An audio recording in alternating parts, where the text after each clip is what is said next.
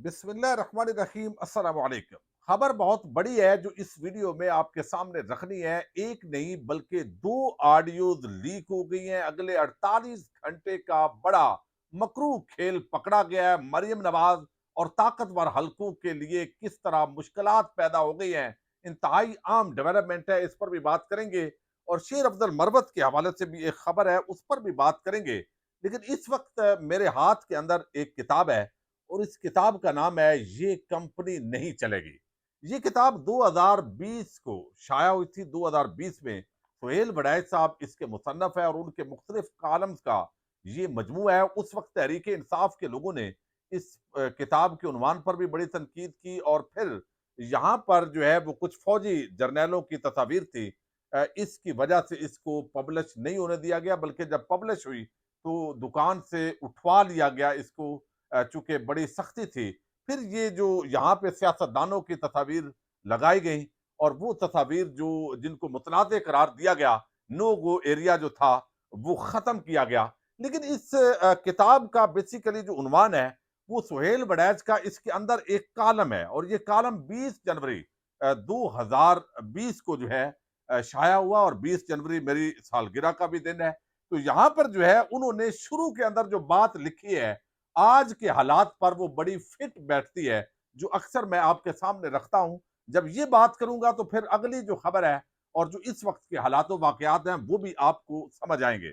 वो कहते हैं कि एक लतीफा बड़ा मशहूर है और लतीफा ये है, किरदार और वाकयात तो बदलते हैं लेकिन लतीफे का जो सबक है वो कई दफा ताज़ा रहता है। वो कहते हैं एक सिख सरदार था, अब वो बड़ा शराब नोशी करता था, मैं नोश था और बिल आखिर जो है वो शराब की इतनी उसने वो पी हुई थी, ब्रांड्स वो यूज कर चुका था कि जब वो पीता था, घूंट भरता था तो उसको पता चल जाता था और वो बता देता था कि ये फलां ब्रांड है।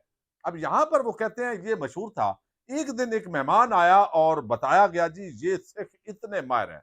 उसने कहा जी आज मैं इनको चैलेंज करूंगा। तो उन्होंने क्या किया, मुख्तलिफ ब्रांड्स की जो शराब थी उनको जमा किया और जमा करके जो है वो सरदार साहब के हजूर पेश की। सरदार साहब पर अब तवक्को थी सबको कि वो जल्दी जवाब देंगे, लेकिन उन्होंने जवाब नहीं दिया और वो परेशान हुए। लेकिन उसने फिर सरदार साहब चूंकि जवाब तो नहीं दे सके, उनको समझ नहीं आई कि ये कौन सा ब्रांड आ गया, चूंकि मुख्तलिफ उसके अंदर जमा किए गए थे। लेकिन सरदार साहब ने एक तारीखी जुमला बोला अपने आप को कवर करने के लिए। उन्होंने कहा कि ठीक है, मैं अपनी नाकामी का एतराफ करता हूं, लेकिन ये जो भी ब्रांड है, जिस भी कंपनी ने इसे बनाया है, उसे इत्तला कर दो कि ये कंपनी नहीं चलेगी। अब जो जिस तरीके से ये मौजूदा पूरा सेटअप बनाया गया है, ये कंपनी भी नहीं चलेगी।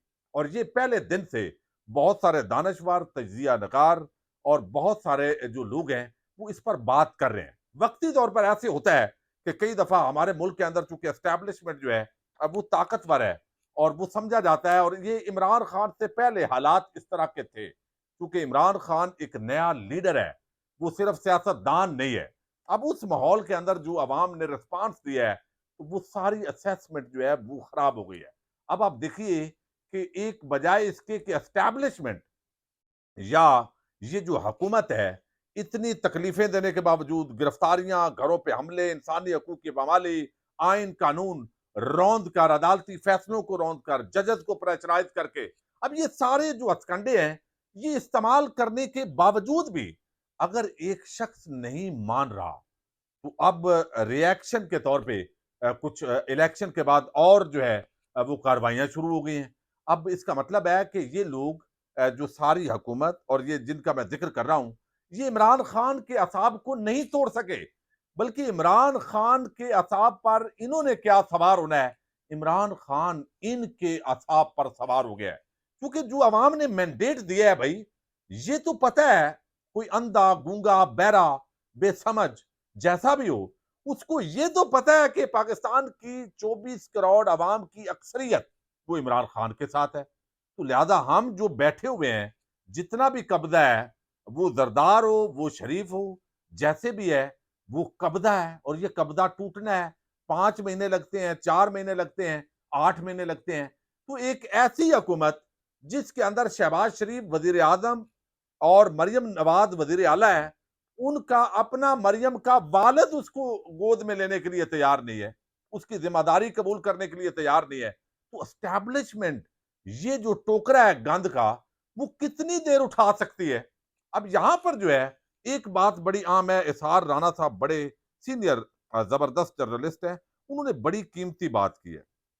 उन्होंने कहा है कि आज जो पार्लियामेंट के अंदर आपको इल्म है चोर घुसे हैं और वहां से भी चोरी हो गई है। जरदारी साहब अभी कल ही पार्लियामेंट से होके गए हैं। तो एसआर राणा साहब बात करते हैं, वो कहते हैं चोर पार्लियामेंट हाउस की मस्जिद तक पहुंच गए और वहां की तमाम सिक्योरिटी और सीसीटीवी कैमरों को पता नहीं चल सका। आज जूते चोरी हुए हैं, कल वजीर आजम साहब की कुर्सी ना चोरी हो जाए, सदेबाब करें।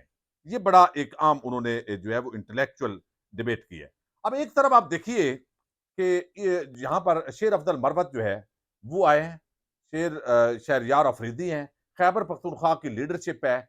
अब एक ऐसा बंदा, एक ऐसा पाकिस्तान का वाहिद लीडर इमरान खान, एक ऐसी जमात तहरीक इंसाफ जिसके अंदर सारी जो कौमियतें हैं वो जमा है। यहाँ ना लिसानियत है, ना ज़बान का मसला है, ना मज़हब का मसला है।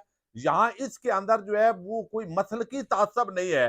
अहले सुन्नत, अहले तशय्युद, देवबंद, अहले हदीस सब इसके अंदर जमा है। अब इन हालात के अंदर जो है इससे बड़ा जो वफाकी एक ही वफाकी जमात है जिसने अपने आप को साबित किया। मैं लंबा बात को नहीं करना चाहता चूँकि बहुत सारी चीज़ें हैं। अब यहाँ पे जो है वो अब आप देखिए दफ़ा 144 नाफ़ज़ है। शेर अफ़ज़ल मरवत गए हैं, वो खताबात कर रहे हैं। पंजाब की अवाम जो है खैबर पख्तूनख्वा के बाकी भी जितनी लीडरशिप है, उनको सर आंखों पे बिठा रहे हैं। ये चीज़ है ही नहीं कि भई ये पख्तून है, ये बलोची है, जो भी जाता है, भई आप इमरान खान की जमात से ताल्लुक रखते हैं, तहरीक इंसाफ के रहनुमा हैं जी, जी आया नो, आप हमारे सर का ताज हैं। अब ये बड़ी मैं समझता हूँ ये बहुत बड़ी चेंज है पाकिस्तान के अंदर और इसको एप्रिशिएट किया जाना चाहिए था। लेकिन क्या है टुकड़ों के अंदर तकसीम करने के अंदर मजा ज्यादा होता है और वो कोशिश होती है। अब डिस्ट्रिक्ट मॉनिटरिंग ऑफिसर है लाहौर का उमर मकबूल, उसने शेर अफजल मरवत को आज नोटिस कर दिया है, वो तकरीरें कर रहे हैं। डीएमओ ने शेर अफजल मरवत को आज शाम 6:30 बजे तलब किया था। शेर अफजल मरवत तो जलसों में मसरूफ है, नोटिस उनको मौसूल नहीं हुआ। अब क्या होगा? दफा 144 नाफज है, तहरीक इंसाफ के बहुत सारे जो लोग हैं उनको गिरफ्तार कर लिया जाएगा। शेर अफजल मरवत की भी गिरफ्तारी का ड्रामा किया जा सकता है, पहले भी इस तरह का होता रहा है। अब ये सारी चीजें जो है यानी उनको भी गिरफ्तार करेंगे तो क्या बचेगा आपको? अच्छा, ये खौफ व हिरात, ये गिरफ्तारियां, ये सारी चीजें जब 8 फरवरी को नहीं तोड़ सकी भाई, तो अब आप फिर वही हथकंडे इस्तेमाल कर रहे हैं। कोई तरीकाकार तो बदलें, कोई अपनी बात के अंदर बदन तो लाएं। आपने मंशूर दिया, अभी बहुत आप कहते हैं मरियम मेहनत कर रही है, तो यार कोई ज़िमनी इंतखाब ही आप गैर जानबदार होने दो। अब ये ऑडियोज़ जो आई हैं, ये आप देखिए, मरियम नवाज़ की हुकूमत है और अमला जो है इस वक़्त वो इलेक्शन कमीशन को जो दिया गया है, वो आपको इल्म है कि तालीमी इदारों से होते हैं। अब उनका जो है वो ये सारा जो है वो किया गया जी मामला यहाँ पे पीपी 147 है, इलेक्शन है। पोलिंग स्टाफ को आज शाम 6 बजे ये कश्मीर पार्क है मलक मार्की में तलब किया गया है। ये ऑफिशियल मैसेज किया गया मुबैना तौर पर और इस मार्की के बारे में बताया गया कि ये मलक रियाज जो इस वक्त मुस्लिम लीग नून के उम्मीदवार हैं उनके हैं। जराए ये भी दावा कर रहे हैं कि पीपी 147 के नताज में रद्दो बदल करने के लिए प्रेजाइडिंग अफसरान समेत दीगर अमले में से जो है वो कुछ खाली फार्म 45 जो है वो लिए जा रहे हैं। ये दावा किया है फैजान दुरानी है एक और इसको एक और हमारे जर्नलिस्ट दोस्त हैं उन्होंने रीट्वीट किया, लेकिन इसको ना मानते प्रोपेगेंडा समझ लेते। लेकिन यहाँ पे ये ऑडियोज आई हैं, ये मैं ऑडियोज 2 ऑडियोज हैं, 59 सेकंड हैं, जरा इसको आप समझिए। अस्सलाम वालेकुम सर, आपके स्कूल के जिन टीचर्स की ड्यूटी इलेक्शन में लगी है उन सब के हवाले से सीओ साहब का जो ऑर्डर है वो ये है कि वो आज मगरब की नमाज के बाद ये कश्मीर पार्क जो है वहाँ पे है मलक मार की नजद वो वाज फैक्ट्री भी है मेरा ख्याल, तो वहाँ शाम की नमाज पढ़ के वहाँ पहुँच जाए, ये सीओ साहब ने ऑर्डर दिया है। आपका स्कूल है, नैनसो का स्कूल है और हमारा स्कूल है, तो काइंडली वहाँ अपने जो ये जिन टीचर की ड्यूटी लगी है इलेक्शन में उनको बाउंड करें, वो वहाँ पहुँचे हर सूरत। इसमें कोशिश इसमें गफलत ना हो सर, बहुत शुक्रिया। अब ये दूसरा है। तमाम स्टाफ से गुजारिश की जाती है जिनकी इलेक्शन ड्यूटी लगी है वो कश्मीर पार्क में मलक मार्किंग में मगरब की नमाज के बाद पहुंच जाएं। वहाँ एसी साहब आ रहे हैं और एमपीआई स्कूल के जोनल हेड हाफिज फयाज साहब ने ये वॉइस मैसेज किया है, वो भी शेयर कर दिया है मैंने ग्रुप में, दोनों ग्रुपों में स्कूल के में शेयर कर दिया है, वो भी सुन लें। और मैं भी कह रहा हूँ कि आपने वहाँ पहुँचना है लाजमी, और कुछ ना हो, गफलत ना हो वगैरह। अच्छा, ये आप देखिए कि बाकायदा तौर पर जो आला ओहदेदारान है एजुकेशन डिपार्टमेंट के, वो कह रहे हैं एसी साहब ने आना है, मलक मार्की और मलक रियाद हैं ये बैरिया टाउन वाले मलक रियाद नहीं है। ये नून लीग के जो है वो एक एमपीए के उम्मीदवार हैं जी, और पहले भी ये रहे हैं, एमएनए भी गालिबन रहे हैं। अब इनकी ये मार्की है, वहां पे एसी साहब ने आना है, वहां पे हाजिरी होनी है। भाई ऑफिशियल जो टाइम है वो तो 6 बजे नहीं है, तालीमी इदारे बंद हो चुके हैं, तो वहां पे आप जमा करते उनको हदायत आप ऑलरेडी दे चुके हैं, ये सारी चीजें खुल गई है, तो इसका क्या मतलब है? मतलब ये है भाई कि पहले जो प्रिजाइडिंग अफसरान थे 8 फरवरी को तमाम जो असेसमेंट है वो गलत हुई, बल्ले का निशान ले लिया गया, खौफ और हिरास की फिजा, उम्मीदवार घरों से बाहर जलसा जुलूस करने नहीं दिया गया, कॉर्नर मीटिंग वालों को भी उठा लिया गया, टेंट वालों को भी उठा लिया गया। मकसद क्या है? अवाम को डराना है भाई, वोट ना दें। अब असेसमेंट ये थी कि 25 30 40 सीटें चले, पीटीआई ले लेगी, तो बिल्कुल खत्म ना हो, कुछ ना कुछ अपोजिशन तो रहनी चाहिए ना, नेचुरल। लेकिन वो तवक्को के बरक्स हुआ। इनको क्या अंदाजा था? लोग चिमटे को भी पहचान लेंगे, गधा गाड़ी को, तोता को, मैना को, और ये सारे इस तरह बैंगन को और आलू को, ये सारे पहचान लेंगे, और ढूंढ ढूंढ के जो है वो लोग निशानों पर लगाएंगे ठप्पा। अब वो मामला जो उस वक्त जो धांधली हुई 8 फरवरी को, उसके अंदर यानी धांधली नहीं, वो डकैती है, और पाकिस्तानी कौम के खिलाफ ये जंग की गई है। मैं इसको जंग समझता हूं जो पाकिस्तानी कौम के खिलाफ की गई है, क्योंकि इतने बड़े लेवल पर बेहयाई नहीं हो सकती, यानी उसका तसव्वुर नहीं है। जमहूरियत के अंदर चले, हल्का फुल्का हमारे मुल्कों के अंदर, इंडिया के अंदर भी कुछ चीजों का असर रसूख चलता है। अच्छा, यहां पे अब क्या है भाई? प्रिजाइडिंग अफसरान ने रिजल्ट दिए, अब ये इकट्ठे क्यों हो रहे हैं? इसकी क्या तुझी हो सकती है? मैं अपना तजिया आपके सामने रख देता हूं। अब यहां पे पहले फॉर्म 45 जो है, वो चूंकि प्रिजाइडिंग अफसरान बना चुके थे, असेसमेंट इनको इतनी नहीं थी, वो सारी जब खराब हुई, तो 45 की जगह पे 47 करने के अलावा 4 ही को नहीं रहा। अब ये जो जितना अमला है, ज़िमनी इंतखाबात हैं, थोड़े हल्के हैं, गवर्नमेंट के मतलब है, और हमारे जो कुछ सिविल कपड़ों के अंदर लोग होते हैं अपनी ड्यूटीज पे, वो भी अपनी परफॉर्मेंस दिखाएंगे। तो इन हालात के अंदर जो है वो बाकी पार्टीज के लोगों को इधर उधर करना उनके हवाले से, और अमले जो है अमला, उसको लेके सादा वोटर, यानी जिसको पता नहीं है निशान का, या उससे जबरदस्ती ठप्पे लगाना, बहुत सारी टेक्निकल धांधली होती है जो इलेक्शन के दिन पर होती है, और जो लोग प्रैक्टिकली इन्वॉल्व होते हैं उनको ये अंदाजा है। तो अमले को इन्वॉल्व करके अब ये तहरीक इंसाफ का काम है, वो कैसे इस पर करते हैं, और बाकी जो जमातें इलेक्शन में हिस्सा ले रही हैं, अब टेक्निकल अमले के जरिए भी धांधली की जाएगी, और अमले पे नजर भी रखी जाएगी। ठीक है, ये इतलात आ रही हैं। फॉर्म 45 पारी जो है वो चूंकि आने से पहले ही जो दिन के वक्त पोलिंग के दौरान जो गेम प्लान होगा, जो खेल होगा, वो बड़ा खुदा न खास्ता खतरनाक हो सकता है। फौज भी है, रेंजर भी है, लेकिन जो टेक्निकल धांधली है वो तलब कर ली गई है, लेकिन टेक्निकल धांधली होगी और इलेक्शन डे पर होगी।